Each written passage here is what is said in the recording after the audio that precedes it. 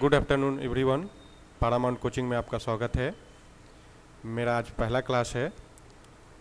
मैं केमिस्ट्री का chapter 3 metal non metal आप लोगों को आज कराने जा रहा हूँ, जिसमें 2011 से 2026 तक जितने भी ऑब्जेक्टिव क्वेश्चन पूछे गए हैं उनके कुछ क्वेश्चनों का मैं ऑब्जेक्टिव आप लोगों के सामने कराने जा रहा हूँ।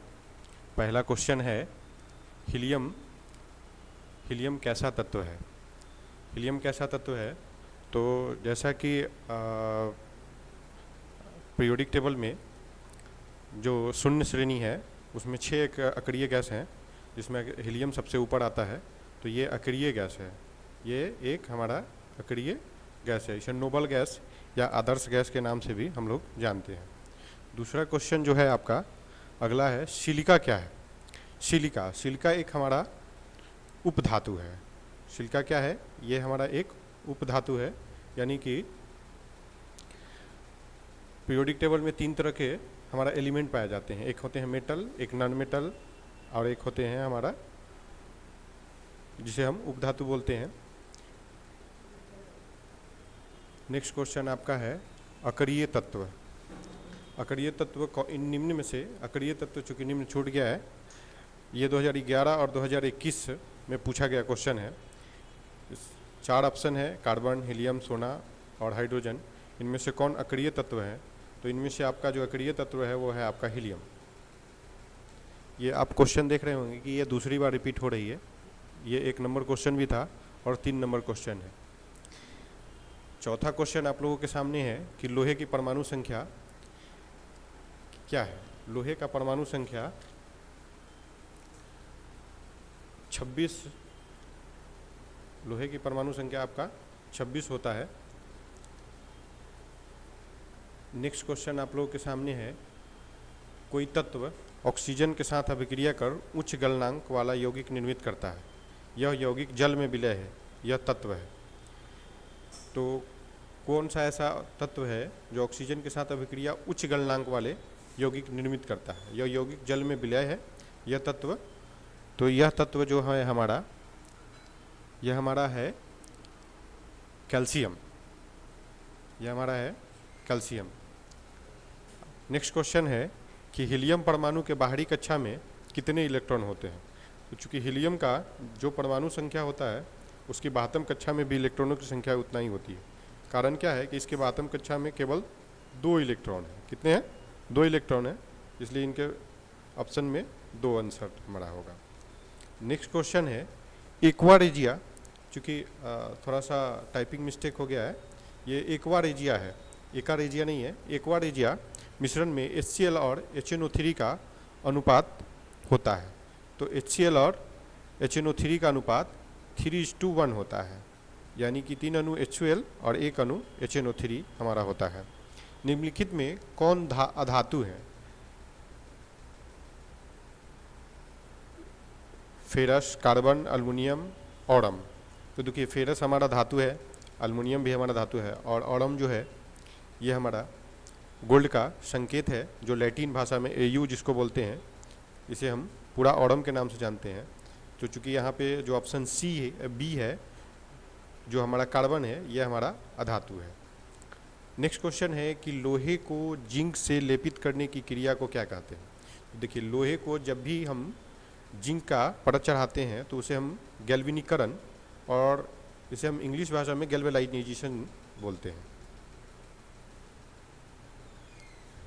नेक्स्ट क्वेश्चन आपका है कि कौन सा धातु कमरे के ताप पर द्रव होता है। तो कमरे के ताप पर आपका जो द्रव है वो हमारा ब्रोमीन है। और इसके साथ साथ एक और क्वेश्चन है कि कमरे जो पारा है ये हमारा एक धातु है, और धातु के साथ साथ ये द्रव धातु है जो कमरे के ताप पर द्रव के रूप में पाया जाता है।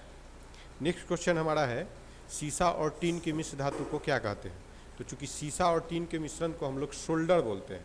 आपने सोल्डर देखा होगा किसी इलेक्ट्रॉनिक दुकान पे, जो बिजली मिस्त्री होते हैं वो किसी भी PCB यानी कि वो जो बोर्ड होता है उसे हम PCB बोलते हैं, उस पर बहुत सारे कॉपर फाइल लाइन होते हैं जिस पे किसी भी जो कंपोनेंट होता है उसको कनेक्ट किया जाता है एक दूसरे को, तो वहाँ पे हम लोग सुंडलर का उपयोग करते हैं। नेक्स्ट क्वेश्चन है कि निम्नलिखित में से कौन सा उत्पाद लेड नाइट्रेट को गर्म करने पर प्राप्त होता है?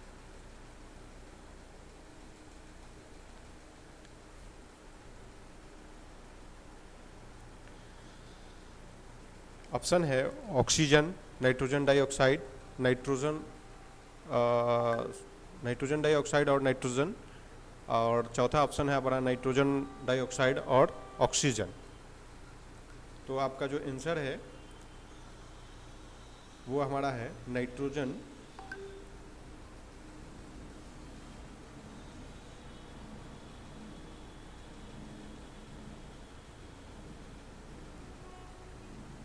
नाइट्रोजन डाइऑक्साइड और ऑक्सीजन। यानी कि लेड नाइट्रेट को जब हम गर्म करेंगे, निम्नलिखित में से कौन सा ऐसा उत्पाद है जो लेड नाइट्रेट को गर्म करने में प्राप्त होता है? तो जब भी हम लेड नाइट्रेट को गर्म करते हैं तो हमको नाइट्रोजन डाइऑक्साइड और साथ में ऑक्सीजन प्राप्त होता है। नेक्स्ट क्वेश्चन है कि निम्नलिखित में से किसे चाकू से काटा जा सकता है? तो देखिए, चाकू से काटा जाता है तो सोडियम और पोटेशियम, चूँकि इसमें ऑप्शन वो नहीं है सोडियम और पोटेशियम का, तो इस क्वेश्चन से हम आगे बढ़ते हैं। सोडियम और पोटेशियम ऐसा धातु है जिसको हम आसानी से चाकू से काट सकते हैं। तो ये इसमें एक ऑप्शन छोड़ दिया गया है, सोडियम या पोटेशियम। लिथियम है, कैल्शियम है, कॉपर है, आयरन है, इसे हम चाकू से नहीं काट सकते हैं। नेक्स्ट क्वेश्चन हमारा है,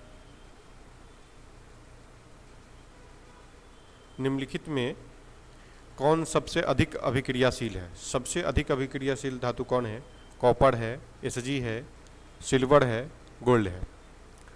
तो अगर हम इन चारों में देखें तो सबसे अधिक अभिक्रियाशील हमारा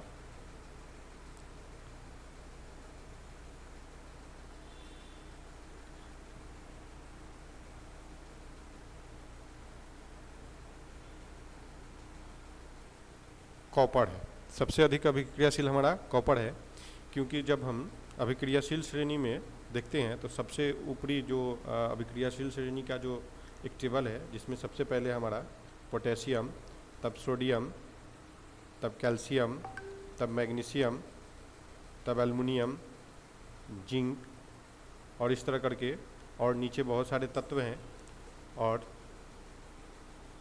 इनकी श्रृंखला जो है वो ऊपर से नीचे की ओर घटते क्रम में है, और नीचे से जब ऊपर की ओर जाएंगे तो इनकी अभिक्रियाशीलता बढ़ते क्रम में है। नेक्स्ट क्वेश्चन हमारा है,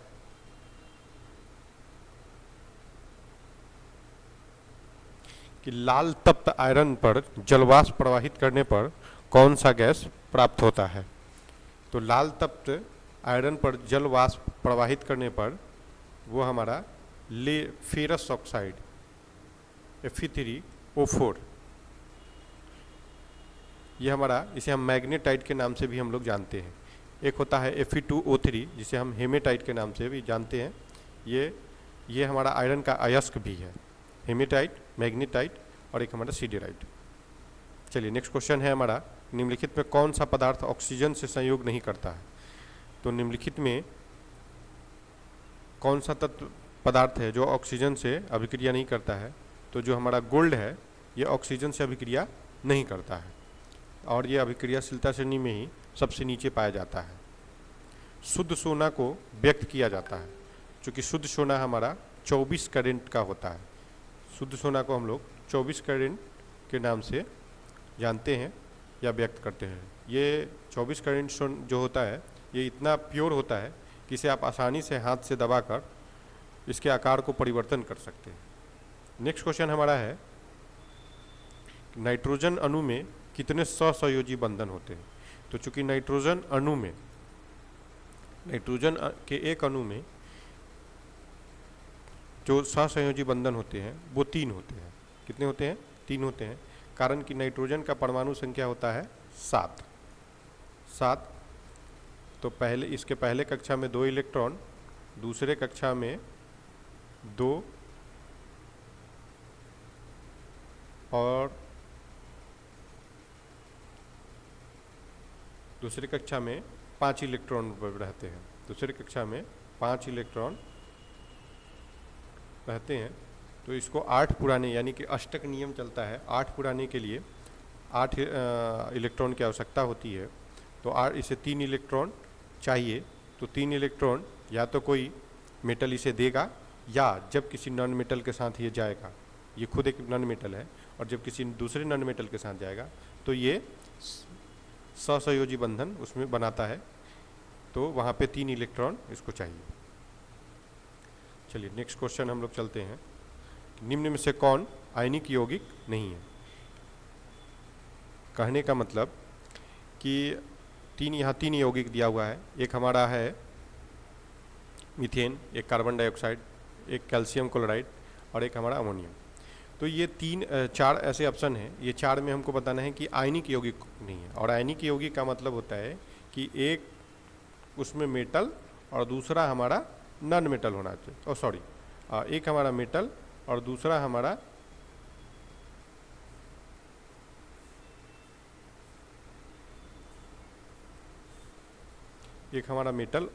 हमारा नॉन मेटल होना चाहिए। ये हमारा होता है आयनिक यौगिक।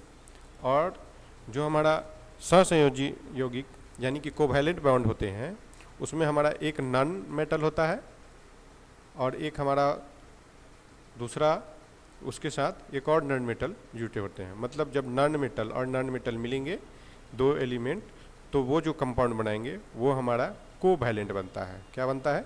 कोवैलेंट बनता है। और जो हमारा मेटल और नॉन मेटल बनते हैं ये हमारा आयनिक बनते हैं।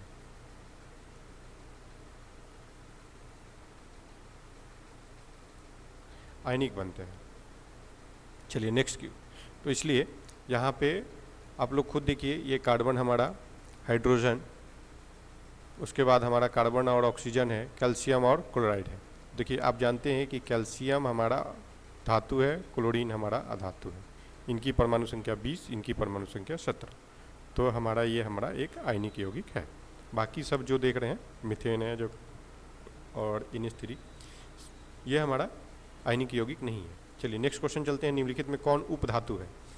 फेरस ये हमारा धातु है, कॉपर भी धातु है, निकेल, और ये हमारा Sb यानी एंटीमनी के इसको संकेत में helium, neon, argon, krypton, xenon और रेडॉन। तो इसमें आप देख रहे हैं कि 4 ऑप्शन दिए हुए हैं कि फेरस, कॉपर, निकेल और एक संकेत है Sb। तो Sb एक संकेत है जो हमने बताया था आपको कि 6 होते हैं निष्क्रिय गैस। एक हमारा होता है हीलियम, एक हमारा होता है नियॉन, एक हमारा होता है आर्गन, एक हमारा होता है क्रिप्टन, एक हमारा होता है जिनॉन, एक हमारा होता है रेडॉन। इन 6 के अलावा इसमें नहीं है। तो इसमें ऑप्शन में कहीं ना कहीं गलती है, इसलिए इस क्वेश्चन को आगे बढ़ते हैं।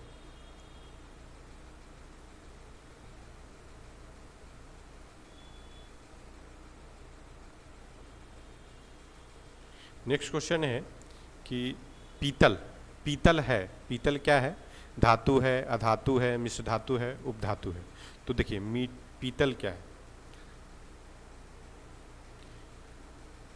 पीतल जो है, अभी हम आपको थोड़ी देर पहले बताए थे कि जब मेटल और नॉन मेटल मिलते हैं तो हमारा यौगिक बनाते हैं। एक हमारा नॉन मेटल और नॉन मेटल मिलते हैं तभी यौगिक बनाते हैं।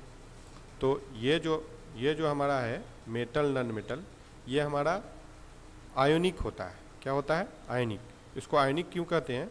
क्योंकि यहाँ इलेक्ट्रॉनों का शेयरिंग होता है, ये एक दूसरे को इलेक्ट्रॉन आदान प्रदान करते हैं, ठीक है। और इसमें यहाँ पे क्या होता है? इलेक्ट्रॉनों का शेयरिंग होता है, यानी कि साझा किया जाता है। नॉन मेटल और नॉन मेटल ये दोनों मिलके यौगिक बनाते हैं, और वो जो यौगिक होता है वो हमारा कोवैलेंट बॉन्ड होता है। क्या होता है? कोवैलेंट। यानी कि उसको हम बोलते हैं सहसाजा यौगिक, कोवैलेंट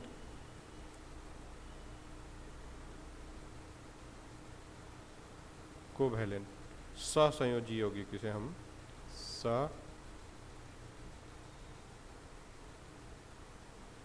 सहसंयोजी यौगिक बोलते हैं। तो इसमें उसके बाद देखिए एक हमारा रह गया मिश्र धातु। तो मिश्र धातु जो होते हैं, तो जब मेटल और मेटल मिलते हैं तो वो यौगिक नहीं बनाते हैं। क्या बनाते हैं? यौगिक नहीं बनाते हैं। क्या बनाते हैं वो? तो वो हमारा मिश्र धातु बनाते हैं। क्या मिश्र बनाते हैं? मिश्र धातु बनाते हैं। और पीतल जो है वो कॉपर और जिंक से मिलकर बनता है, कॉपर और जिंक से मिलकर बनता है। और कांसा कॉपर और टीन से मिलकर बनता है।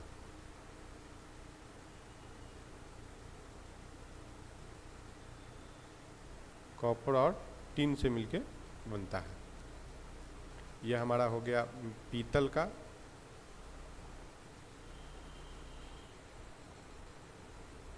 पीतल और ये हमारा हो गया आपका कांसा।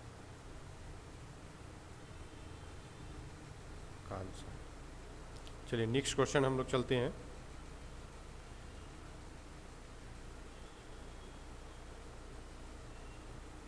नेक्स्ट क्वेश्चन है हमारा कि सक्रियता श्रेणी में सबसे अधिक अभिक्रियाशील धातु है।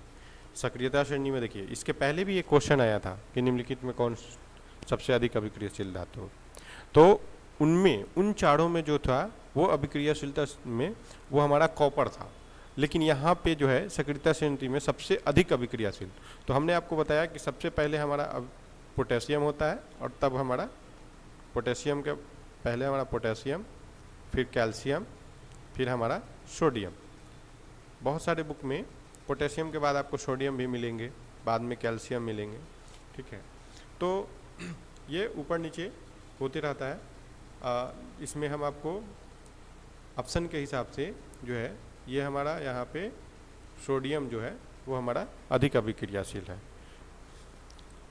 अगर सबसे अधिक की बात करें तो वो हमारा होता है पोटेशियम। पोटेशियम, फिर सोडियम, तब कैल्शियम, तब magnesium, aluminium, zinc, ferrous, tin, lead, उसके बाद फिर हाइड्रोजन आ जाते हैं, और फिर उसके नीचे जितने हो सब कम अभिक्रियाशील वाले तत्व हो जाते हैं। नेक्स्ट क्वेश्चन है पारे का अयस्क। पारे यानी कि मरकरी का जो हमारा अयस्क है वो हमारा क्या है? सीने बार होता है। क्या होता है? सीने बार। देखिए इसका जो Hgs होता है, Hgs सीने बार। ये हमारा मैग्नेटाइट, हेमेटाइट, ये अभी हम थोड़ी देर पहले आपको बताए थे कि जब लोहे तत्व पर ऑक्सीजन डालते हैं तो क्या होता है, तो वो हमारा मैग्नेटाइट यानी Fe3O4 बनता है, O4 बनता है। और हेमेटाइट क्या है? तो Fe2O3। और ये बॉक्साइट है, ये बॉक्साइट एल्युमिनियम का अयस्क है।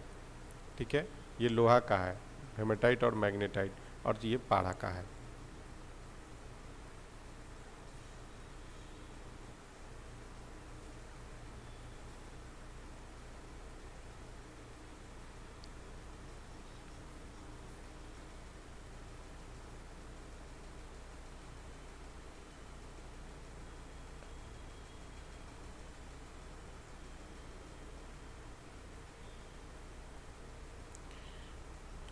नेक्स्ट क्वेश्चन हम बढ़ते हैं अगले क्वेश्चन की तरफ। अगला जो क्वेश्चन है बॉक्साइट। देखिए नेक्स्ट क्वेश्चन जो हमारा आया, बॉक्साइट किस धातु का महत्वपूर्ण अयस्क है? 24 नंबर क्वेश्चन है आप लोग का। अभी थोड़ी देर पहले ही हम आपको बताए थे बॉक्साइट किस धातु का महत्वपूर्ण अयस्क है। तो अभी हमने आपको बताया है कि बॉक्साइट किसका है? एल्युमिनियम का है। लोहा तथा इस्पात को जंग से सुरक्षित रखने के लिए उन पर किस धातु की पतली परत चढ़ाई जाती है? लोहा एवं इस्पात को जंग से सुरक्षित रखने के लिए जिंक की परत चढ़ाई जाती है। और इसके पहले ही आपके एक क्वेश्चन आया था कि जिंक की परत को चढ़ाने पर क्या किया जाता है, तो उसे हम गैल्वेनाइजेशन या गैल्वेनीकरण कहते हैं। नेक्स्ट क्वेश्चन है कि विद्युत अपघटनी परिष्करण में अशुद्ध धातु को बनाया जाता है। विद्युत अपघटनी परिष्करण में अशुद्ध धातु को बनाया जाता है। ऑप्शन है एनोड, दूसरा है कैथोड, तीसरा है हमारा अपचायक और चौथा है इनमें से सभी। तो इसमें जो एनोड है, एनोड जो है यह हमारा परिष्करण में अशुद्ध धातु को बनाया जाता है। नेक्स्ट क्वेश्चन हमारा है, निम्नलिखित में कौन सबसे अधिक अभिक्रियाशील धातु है? तो सबसे देखिए यहाँ पे पोटेशियम भी है, सोडियम भी है, मैग्नीशियम भी है, कैल्शियम भी है। अब इसके पहले जो क्वेश्चन आया था उसमें केवल सोडियम दिया हुआ था, तो अब तो कन्फ्यूजन हो जाएगा। तो यहाँ पे सबसे पहले हमारा सबसे अधिक अभिक्रियाशील धातु पोटेशियम है। पोटेशियम के बाद फिर सोडियम 2 नंबर पे आती है, 3 नंबर पे कैल्शियम आती है, 4 नंबर पे मैग्नीशियम, 5 पे एल्युमिनियम। ठीक है। नेक्स्ट है, एल्युमिनियम पर मोटी ऑक्साइड की परत बनाने की प्रक्रिया कहलाती है। एल्युमिनियम पर जो मोटी परत बनाने की प्रक्रिया है उसको हम लोग एनोडीकरण बोलते हैं। क्या बोलते हैं? एनोडीकरण बोलते हैं। एनोडीकरण, जब एल्युमिनियम पर एक मोटी परत ऑक्साइड की परत चढ़ाई जाती है तो उसे हम क्या बोलते हैं? एनोडीकरण बोलते हैं।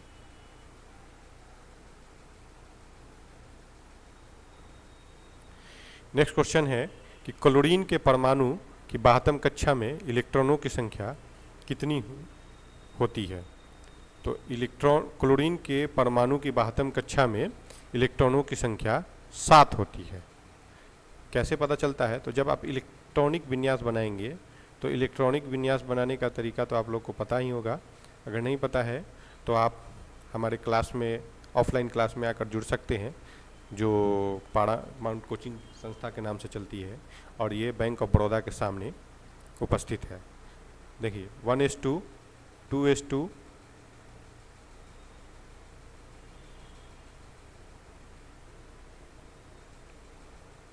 2:2,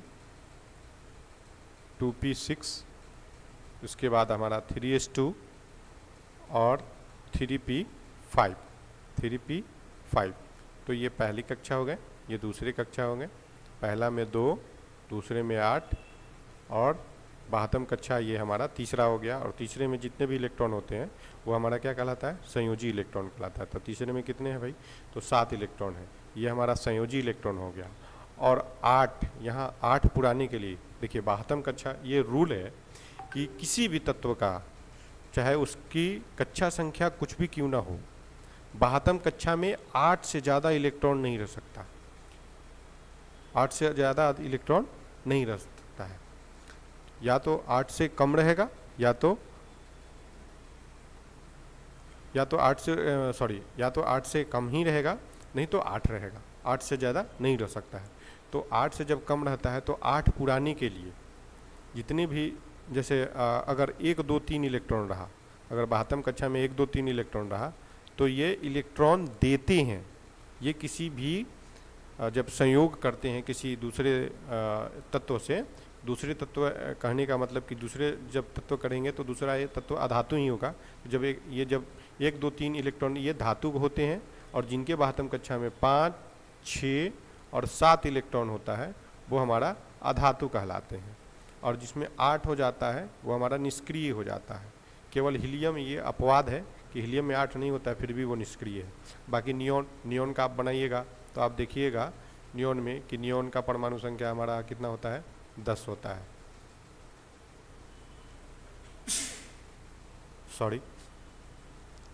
10 होता है।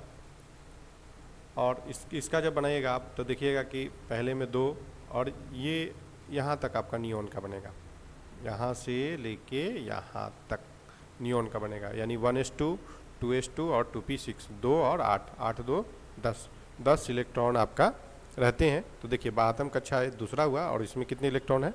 8 इलेक्ट्रॉन है। चलिए अब देखते हैं, नेक्स्ट क्वेश्चन है हमारा कि निम्न में से किस धातु का गलनांक सबसे कम है? निम्न में से किस धातु का गलनांक सबसे कम है? एल्युमिनियम का, सोडियम का, कॉपर का, फेरस का। निम्न गलनांक यानी कि कहने का मतलब होता है कि जो ये क्वेश्चन 2019 के 2024 में, यानी कि ये क्वेश्चन 2 बार पूछा गया है। तो सबसे कम गलनांक वाले जो हमारे तत्व हैं वो हमारा सोडियम है, इनका गलनांक बहुत ही कम है। नेक्स्ट जो क्वेश्चन है वो हमारा है कि निम्न में से कौन सा उपधातु है। तो चूँकि जिंक हमारा धातु है, कैल्शियम हमारा धातु है, जर्मेनियम ये हमारा उपधातु है। नेक्स्ट क्वेश्चन है लोहे के ब्रिजिंग पेन को जंग से बचाने के लिए निम्नलिखित में से कौन सी विधि उपयुक्त है। लोहे के ब्रिजिंग जो पेन होती है उसको जंग से बचाने के लिए निम्न में से कौन सी विधि तो उसे हम जिंक की परत, यानी कि जब भी जंग की बात आएगी लोहे को बचाने के लिए तो जिंक की परत, उसे हम गैल्वेनाइजेशन के नाम से जानते हैं। नेक्स्ट क्वेश्चन हमारा है कि निम्नलिखित में से कौन सबसे कम अभिक्रियाशील तत्व है। तो सबसे कम अभिक्रियाशील तत्व निम्नलिखित में से अगर बात करें तो देखिए, सबसे पहले तो इसमें हम आपको बताएं कि सबसे पहले हमारा होता है पोटेशियम, फिर सोडियम, फिर कैल्शियम, फिर मैग्नीशियम, फिर एल्युमिनियम, तब एल्युमिनियम, उसके बाद हमारा होता है जिंक, तब होता है फेरस।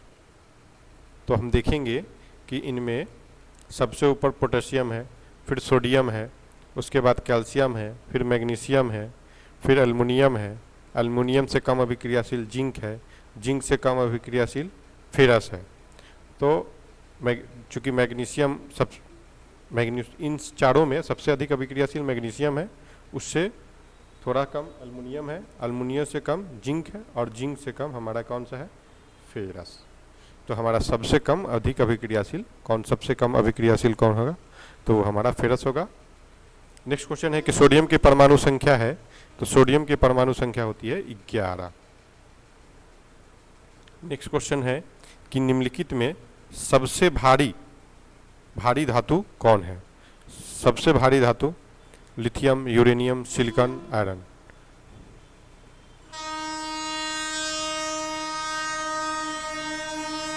तो इन सबों में ऐसे सबसे भारी धातु ओस्मियम होता है, लेकिन इन सबों में सबसे भारी धातु की अगर बात करें तो वो हमारा यूरेनियम है। जस्ता का अयस्क क्या है, तो जस्ता का अयस्क जो है हमारा, वो हमारा है जिंक ब्लेड। जिंक ब्लेड हमारा जस्ता का अयस्क है। जैसे पारा का सीने बार होता है, एल्युमिनियम का बॉक्साइट है, ठीक है। नेक्स्ट क्वेश्चन की ओर चलते हैं। सोना की परमाणु संख्या होती है, सोना की जो परमाणु संख्या होती है वो हमारा 79 होती है। नेक्स्ट क्वेश्चन हम लोग चलते हैं। नेक्स्ट क्वेश्चन है ऑक्सीजन की संयोजकता। ऑक्सीजन की जो संयोजकता होती है वो हमारा 2 होती है। ये वही अष्टक नियम अगर आपको पता है तो आप आसानी से किसी भी तत्व का संयोजी इलेक्ट्रॉन निकालकर आप पता कर सकते हैं कि उसमें संयोजी इलेक्ट्रॉन कितने हैं, संयोजकता कितने हैं। संयोजकता का मतलब होता है कि अष्टक पुराने के लिए जितने इलेक्ट्रॉन देता है या जितने इलेक्ट्रॉन लेता है उसे हम उस तत्व का संयोजकता कहते हैं। चलिए नेक्स्ट क्वेश्चन की तरफ चलते हैं। ऐसे तत्व जो इलेक्ट्रॉन को त्याग कर धनात्मक आयन बनाते हैं कहे जाते हैं। ऐसे तत्व जो इलेक्ट्रॉन को त्याग कर धनात्मक आयन बनाते हैं क्या कहे जाते हैं। तो देखिए, जो भी इलेक्ट्रॉन को त्याग करते हैं वो हमारा धातु कहलाते हैं, और जो इलेक्ट्रॉन को ग्रहण करते हैं वो हमारा क्या कहलाते हैं, अधातु कहलाते हैं। आभूषण बनाने वाला सोना होता है, तो आभूषण बनाने वाला जो सोना होता है वो हमारा 22 कैरेट होता है। ये 2021 में पूछा गया है। ऐसे 24 कैरेट जो है हमारा प्योर सोना होता है, उसको हम उसके आकार को हम आसानी से बदल सकते हैं।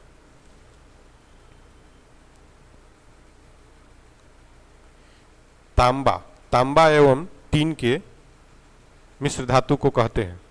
तांबा और टीन अभी हम आपको थोड़ी देर पहले बताए थे कि तांबा और जस्ता के मिश्र धातु को हम लोग पीतल कहते हैं। तो तांबा और टीन को मिश्र धातु को क्या कहते हैं? तो कांसा कहते हैं। क्या कहते हैं? कांसा कहते हैं। नेक्स्ट क्वेश्चन है कि एक ही अणुसूत्र परंतु विभिन्न संरचना वाले यौगिक कहलाते हैं। तो एक ही अणुसूत्र और विभिन्न संरचना वाले यौगिक हमारा समयवयी कहलाते हैं। समयवयी का मतलब होता है कि उनकी जो सूत्र होती है, सूत्र जो होती है, ये आप कार्बन चैप्टर में पढ़ेंगे, उसमें समयवयी आता है, समवायता आता है। तो कुछ ऐसे यौगिक होते हैं जिनका संरचना जो होता है वो भिन्न होता है और अणुसूत्र जो होता है वो एक ही होता है। जैसे हमारा पेंटीन पेंटीन होता है। इसके अलावा और भी हैं जो जिनके संरचना सूत्र जो है वो भिन्न होते हैं और अणुसूत्र एक ही होते हैं। नेक्स्ट क्वेश्चन आते हैं कि अधातु के ऑक्साइड होते हैं। अधातु के जो ऑक्साइड होते हैं तो वो कैसे होते हैं भाई? तो चूँकि आप इस मेटल नॉन मेटल चैप्टर पर का क्वेश्चन लगा रहे हैं और इस चैप्टर में हम लोग ये पहले ही चैप्टर के पहले पेज पे ही इसका डिस्क्रिप्शन दिया हुआ है और इसे हम कहते हैं कि धातु का भौतिक और रासायनिक गुण। तो भौतिक गुण के अंदर जो है वो हम पढ़ते हैं कि धातु को जब ऑक्सीजन से अभिक्रिया कराएंगे तो उसका कैसा रहेगा। तो जब धातु को हम ऑक्सीजन से अभिक्रिया कराते हैं तो वो हमारा कैसा होता है? क्षारीय होता है। कैसा होता है? क्षारीय। और अधातु को जब हम किसी ऑक्साइड से अभिक्रिया कराएंगे तो वो हमारा क्या होता है? अम्लीय होता है। अब इसका अच्छा एक एग्जाम्पल बताते हैं। जैसे लोहा, आप देखते होंगे कि खिड़की का जो लोहा है वो धीरे धीरे जंग लग जाता है। आप कभी उसे टेस्ट करना चाहेंगे कि उसका स्वाद क्या है, तो आप उसे हल्का सा हाथों से रगड़ कर अपनी जीभ पे रख के टेस्ट करेंगे, वो आपको कड़वा लगेगा। और क्षारीय का ये प्रवृत्ति है कि वो कड़वा होता है। ठीक है, चलिए नेक्स्ट क्वेश्चन करना है। नेक्स्ट क्वेश्चन की ओर हम लोग बढ़ते हैं। सिलिकॉन है एक, सिलिकॉन एक हमारा उपधातु है। क्या है? Silicon, germanium. ठीक है, यह हमारा एक उपधातु की श्रेणी में आता है। नेक्स्ट क्वेश्चन है कि गंधक की परमाणु संख्या होती है। गंधक मतलब गंधक को बोलते हैं सल्फर। ठीक है, सल्फर का जो हमारा परमाणु संख्या होता है, तो देखिए आपको परमाणु संख्या के लिए आपको मेटल क्लास 10th में आप पढ़ रहे हैं तो कम से कम आपको एलिमेंट एक से लेके कम से कम 30 तक एलिमेंट का परमाणु संख्या के साथ साथ उसके जो संकेत हैं उन संकेतों को याद रखना है। इसके अलावा कुछ इम्पोर्टेंट जैसे कि गोल्ड हो गया, उनके अलावा सिल्वर हो गए, इसके बाद टीन हो गया, उसके बाद आपका लेड हो गया। इन सारे कुछ ऐसे तत्व हैं जिनको आप संकेत के साथ साथ उनका परमाणु संख्या अगर याद कर लेते हैं तो आपका 10th आसानी से निकल जाएगा। गंधक का जो आपका परमाणु संख्या है वो आपका है 16 होता है। इसकी परमाणु संख्या कितना होती है? 16 होती है। क्लोरीन का 17 होता है। ठीक है, नेक्स्ट क्वेश्चन की ओर हम लोग बढ़ते हैं कि कमरे के ताप पर द्रवावस्था में रहने वाली धातु। थोड़ी देर पहले ही हम आपको ऊपर कुछ क्वेश्चन प्रैक्टिस करा रहे थे तो वहाँ पे एक क्वेश्चन आया था कि कमरे के ताप पर अद्रव धातु कौन से होते हैं। तो वहाँ पे हमारा ब्रोमीन था और ऑप्शन में एक पारा भी था जिसको हमने बताया था कि ये हमारा द्रव धातु है। यहाँ भी आप देख रहे हैं कि पारा जो है हमारा, ये हमारा एक द्रव धातु है, ये द्रव की अवस्था में रहता है। नेक्स्ट क्वेश्चन है कि जिंक ब्लेड निम्नलिखित किस धातु का अयस्क है। देखिए क्वेश्चन है अब थोड़ी थोड़ी रिपीट होना शुरू हो गई। ऊपर पूछा गया था कि जिंक का अयस्क कौन है और वो यहाँ पे क्वेश्चन आ गया कि जिंक ब्लेड निम्नलिखित में से किस धातु का अयस्क है। तो आप आसानी से इसे टिक कर सकते हैं। नेक्स्ट क्वेश्चन है आपका निम्नलिखित तत्वों में से किसकी आयनन ऊर्जा अधिक होती है। ऑप्शन है क्लोरीन, फ्लोरीन, ब्रोमीन और आयोडीन। तो जो हमारा क्लोरीन है इनकी आयनन ऊर्जा अधिक होती है।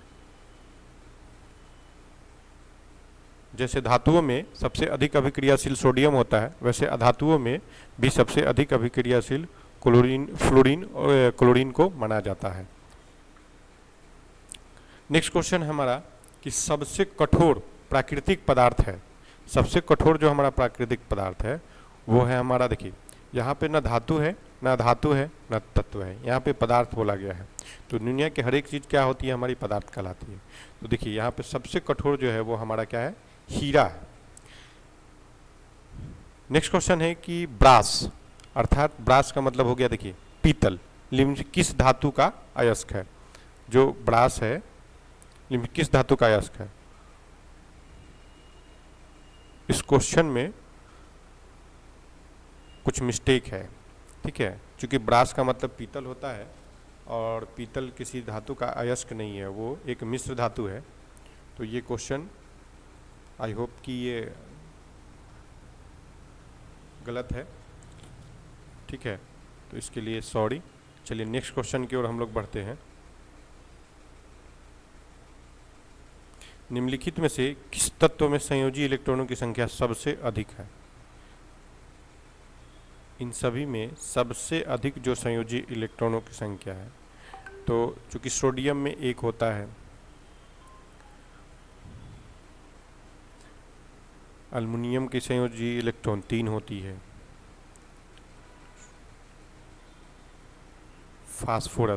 फास्फोरस में जो हमारा संयोजी इलेक्ट्रॉन है इसमें 5 होता है, इसमें 1 होती है, इसमें 3 होती है।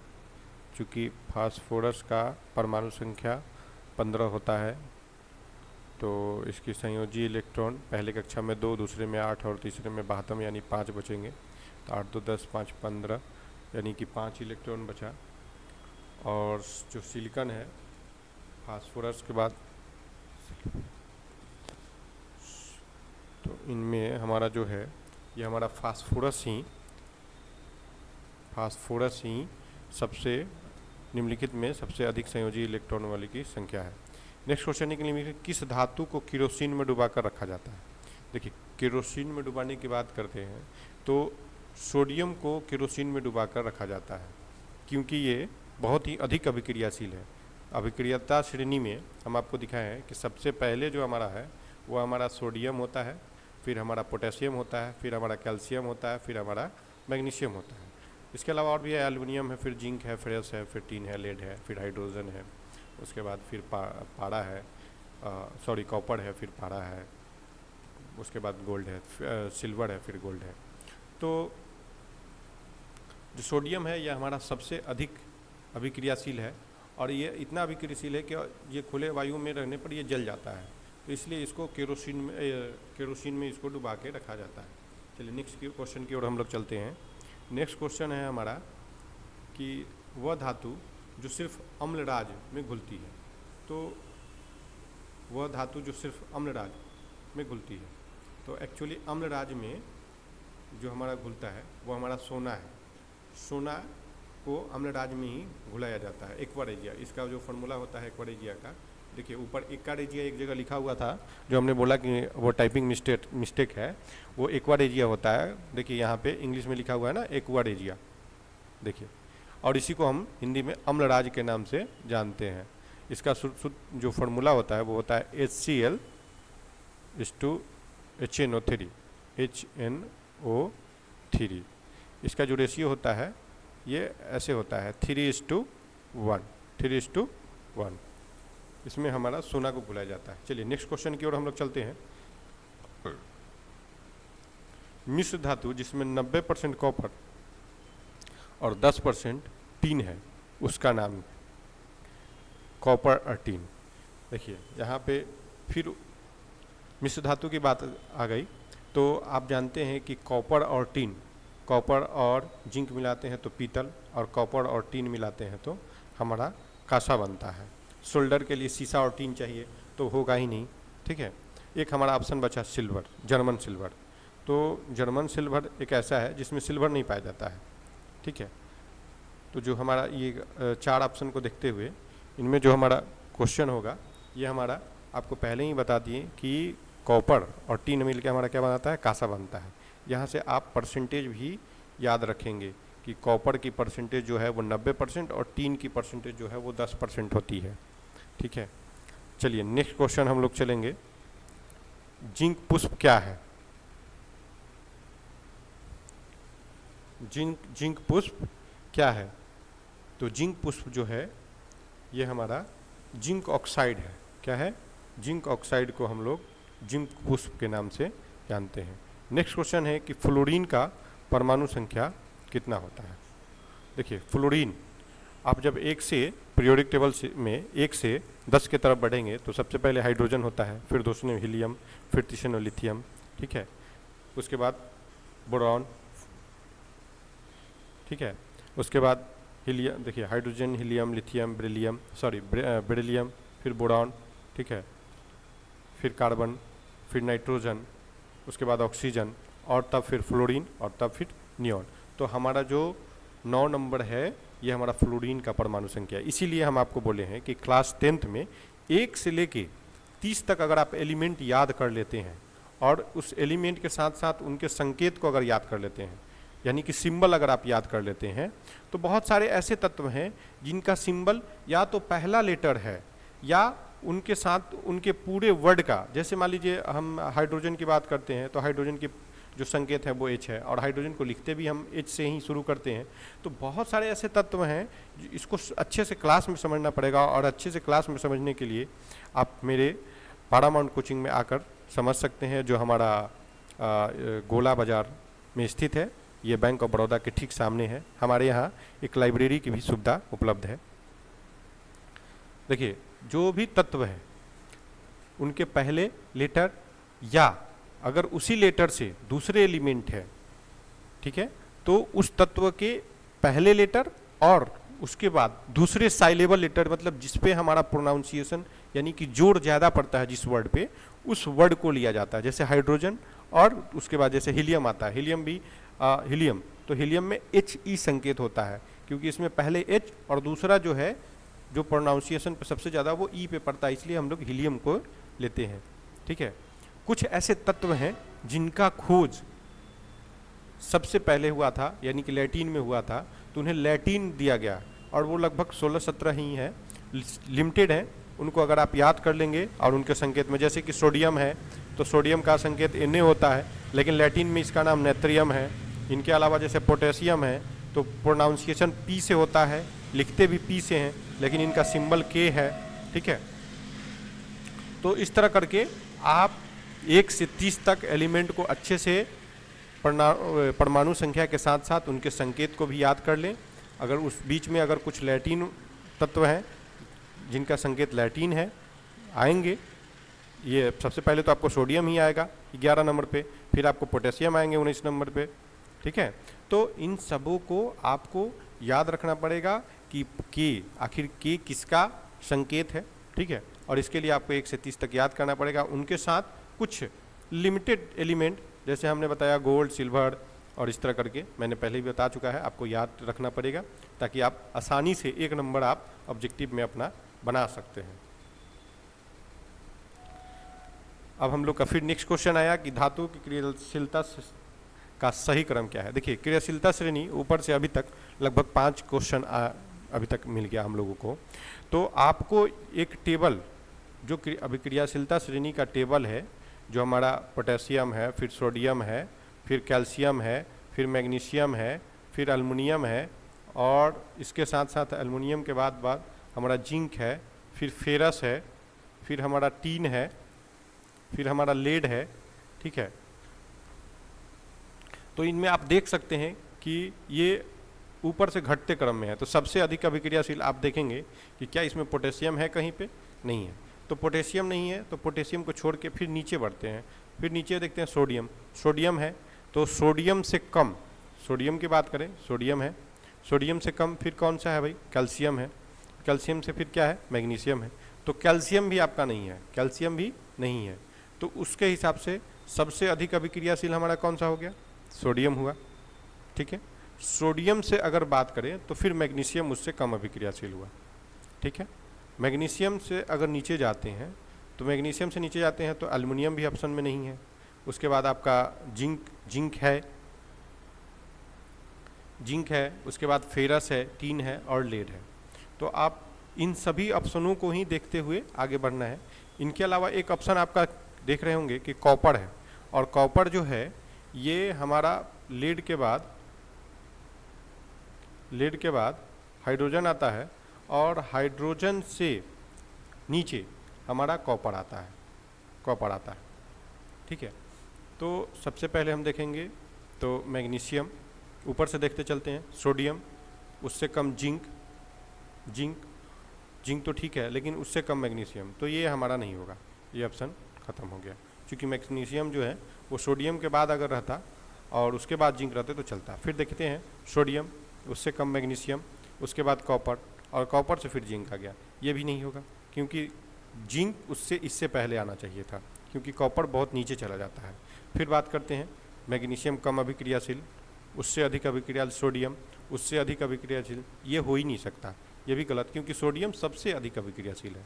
नेक्स्ट क्वेश्चन पे आते हैं, देखिए यहाँ सबसे अधिक अभिक्रियाशील सोडियम, ठीक है, उससे कम मैग्नीशियम, ये भी ठीक है, उससे कम जिंक। देखिए यहाँ पे आप देख सकते हैं कि यहाँ पे सोडियम है, सोडियम के ठीक नीचे देखिए मैग्नीशियम है, मैग्नीशियम से फिर नीचे जिंक है, और जिंक से जब हम बात करेंगे जिंक से, तो देखिए कि जिंक के बाद फेरस आता है, फेरस के बाद टीन है, टीन के बाद लेड है, हाइड्रोजन है, तब कॉपर है। तो ये हमारा चौथा जो ऑप्शन है डी, ये हमारा सही होगा। चलिए नेक्स्ट क्वेश्चन की ओर चलते हैं। नेक्स्ट क्वेश्चन है हमारा कि ferrous oxide Fe2O3 plus 2Al यानी कि एल्युमिनियम, यानी फेरस ऑक्साइड को एल्युमिनियम से जब हम अभिक्रिया कराएंगे तो निम्नलिखित में से किस प्रकार की अभिक्रिया होगी। अब इसको समझने के लिए फिर आपको पूरा याद रखना पड़ेगा। ये टेबल बस कॉपर के बाद हमारा एक होता है कॉपर के बाद हमारा होता है पारा Hg, इसके बाद हमारा होता है Ag, और उसके बाद हमारा होता है Au, सबसे लास्ट में Au होता है। तो आप इसे क्रम के हिसाब से पहले 1 नंबर पे पोटेशियम, 2 नंबर पे सोडियम, तब calcium, magnesium, aluminium, zinc, ferrous, tin, lead, hydrogen, फिर कॉपर, फिर पारा यानी कि और उसके बाद फिर ये अर्जेंटीनम यानी कि सिल्वर, और तब लास्ट में गोल्ड। आपको ये सीक्वेंस याद रखना पड़ेगा क्योंकि ये अभिक्रियाशील श्रेणी आ गई। फिर अब अभिक्रिया कराएगा। अब इसमें जो अधिक अभिक्रियाशील होंगे वो पहले से जो यौगिक बना होता है उसमें से तत्व को यानी कि धातु को छोड़ के जो अधातु होते हैं उसके साथ अभिक्रिया कर लेता है। तो यहाँ पे फेरस ऑक्साइड है, फेरस ऑक्साइड पहले से बना हुआ है और उसके एल्युमिनियम कराएंगे। तो आप जानते हैं कि एल्युमिनियम जो है वो फेरस से अधिक अभिक्रियाशील है। आप देख सकते हैं, यहाँ देखिए एल्युमिनियम यहाँ पे है, देख रहे हैं Al, एल्युमिनियम यहाँ पे है, और फेरस एल्युमिनियम के बाद जिंक है तब फेरस है। तो यहाँ पे हमारा Al2O3 प्लस 2Fe निम्नलिखित में से किस प्रकार की अभिक्रिया है। तो ये पूछ रहा है कि किस प्रकार की है। तो चूंकि पहले ये कॉन्सेप्ट आपको पता होना चाहिए, तब आप आएंगे। तो चूंकि ये संयोजन है नहीं, विघटन भी नहीं है, हाँ विस्थापन है। क्या है? विस्थापन, यानी डिस्प्लेसमेंट है। एक जगह से दूसरी जगह डिस्प्लेसमेंट कब हुआ? क्योंकि अधिक अभिक्रियाशील कम अभिक्रियाशील वाले को क्या करता है? विस्थापित कर देता है। तो विस्थापित कर दिया। चलिए नेक्स्ट क्वेश्चन की ओर चलते हैं हम लोग कि शुष्क बर्फ का रासायनिक सूत्र क्या होता है। तो शुष्क बर्फ का रासायनिक सूत्र CO2 होता है। नेक्स्ट क्वेश्चन हमारा है कि निम्नलिखित में से कौन सा धातु है। तो देखिए फिर वही आ गया, कौन सा धातु है। तो आपको इसके लिए इलेक्ट्रॉनिक विन्यास पता होना चाहिए, नहीं तो आप एक फॉर्मूला होता है 2 8 8 इस तरह करके 2 8 8 इस तरह करके आप टोटल जोड़ेंगे तो 8 2 10 8 18 और 18 8 26, यानी कि लगभग 26 तक के तत्वों को आप आसानी से निकाल सकते हैं ये फॉर्मूला की मदद से। अब यहाँ पे जैसे निम्नलिखित में से कौन अधातु है आपको पता नहीं है, कॉपर है कि फास्फोरस है कि फेरस है कि फिर निकिल है, ठीक है। तो इसके लिए तो फिर आपको सबका याद रखना पड़ेगा कि कौन धातु है कौन अधातु है। अगर आप इलेक्ट्रिक कन्फिगरेशन और परमाणु संख्या जानते हैं तो आप आसानी से निकाल सकते हैं। एक इलेक्ट्रॉनिक विन्यास आप जान जाइएगा तो उससे आपको बहुत सारे फायदे होंगे। एक तो आप संयोजी इलेक्ट्रॉन निकाल सकते हैं, दूसरा आप उसको डिसाइड कर सकते हैं कौन धातु है कौन अधातु है कौन उपधातु है। हाँ, कुछ अपवादें हैं, उन अपवादों को भी आपको माइंड में रखना होगा। लेकिन आपको अगर इलेक्ट्रॉनिक विन्यास जान जाते हैं तो आपको बहुत सारे फायदे होंगे। रासायनिक का समझिए क ख ग घ जो है ना, वो हमारा इलेक्ट्रॉनिक विन्यास है।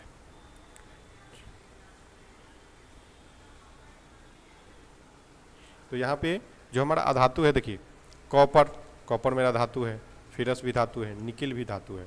यहाँ जो फास्फोरस है ये हमारा, ये कैसे है, तो हम आपको बताए थे कि फास्फोरस का परमाणु संख्या कितना होता है भैया, 15 होता है। पहले में 2 आप रख दिए, दूसरे में 8 रख दिए, तो 2 8 2 10। 72 कक्षा में आपके पास कितना बचा, 5 बचा। कैसे बचा, तो देखिए 15 है, पहले में तो 2 ही रख सकते हैं, ये नियम है, ये रूल है कि पहले में 2 से ज़्यादा इलेक्ट्रॉन नहीं रख सकते, दूसरे में 8 से ज़्यादा नहीं रख सकते, तीसरे में 18 रख सकते हैं। लेकिन 18 रखने के लिए चौथे में भी कम से कम 1 इलेक्ट्रॉन उपस्थित होना चाहिए, ठीक है। और इन सारी चीज़ों को जानकारी नहीं रहेगी तो फिर आप आगे आपको बहुत सारी दिक्कत उठानी पड़ेंगी। इसलिए सबसे पहले इलेक्ट्रॉनिक विन्यास सीखेंगे और 1 से लेकर 30 तक एलिमेंट को एकदम अच्छे से याद करेंगे। इसका 72 कक्षा में कितने इलेक्ट्रॉन हुआ, 5, इसलिए फास्फोरस इसका सही। इसी के साथ क्लास आपका एंड करते हैं। आज के लिए इतना ही, और चूँकि हमारी चैनल नई है इसलिए आप लोग सब्सक्राइब करें, लाइक करें। धन्यवाद।